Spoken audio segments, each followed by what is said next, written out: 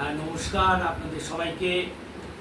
আমি ডক্টর সুজন কুমার বালা, রাষ্ট্রপতি পুরস্কার প্রাপ্ত জাতীয় শিক্ষক, অধ্যাপক এবং একটু বই লেখালেখি করি, বিভিন্ন গল্প লিখি, কবিতা লিখি। তো আপনাদের একটা সুখবর দিতে চাইছি। বর্তমান সময়ে আমাদের যারা নূতন প্রজন্মের ছাত্রছাত্রী একটু বিভ্রান্ত, কেননা তারা কোন পথ গ্রহণ করবে তাদের জীবিকা অর্জনের জন্য সেটা নির্বাচন করে উঠতে পারছে না। সবাই একটা বিকল্প পথের অনুসন্ধান করছে। এরকম একটা কঠিন সময়ে আমাদের ঠেকুয়া বাজারে ডিফেন্স একাডেমি এবং কম্পিটিটিভ ট্রেনিং সেন্টার খুলেছেন শ্রী তরুণ কুমার বর্মন।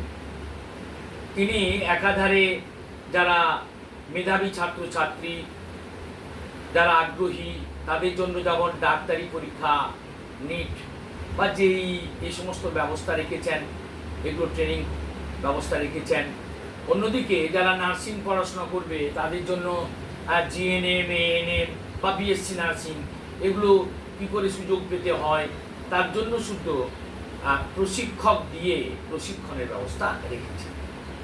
অন্যদিকে তারা ডিফেন্স বিষয়টাকে গুরুত্ব দিয়েছেন। বর্তমান সময়ে ভারতবর্ষ আমরা জানি বহিঃশত্রু দ্বারা আক্রান্ত। এরকম একটা সময়ে আমাদের যুব সম্প্রদায় অত্যন্ত উত্তেজিত, টগবগ করে ফুটছেন।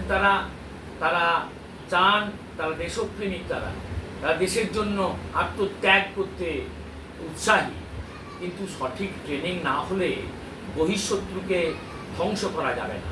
তাই এই ট্রেনিং সেন্টারগুলো অত্যন্ত গুরুত্বপূর্ণ। তারা খুলে ধরেছেন সেগুলো ছাত্রছাত্রীদের জন্য, যারা নবম দশম শ্রেণী বা 12 পাস করেছেন ইত্যাদি ছাত্রছাত্রীদের জন্য। সেই ডিফেন্স যে একাডেমি, সেখানে একদিকে যেমন তারা সেনাবাহিনীতে যাতে তারা ভর্তি হতে পারে সে ব্যবস্থাও করছেন।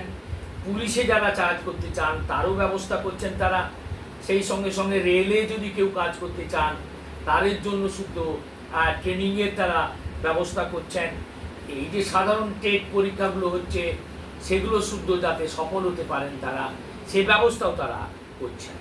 সুতরাং এক কথায় বলা যেতে পারে, আমাদের ছাত্রছাত্রীদের ভবিষ্যতের কথা ভেবে তরুণ কুমার বর্মন তাদের ডিফেন্স যে একাডেমি খুলেছেন এবং কম্পিটিটিভ এক্সামিনেশনের ট্রেনিং সেন্টার খুলেছেন, তা অত্যন্ত গুরুত্বপূর্ণ।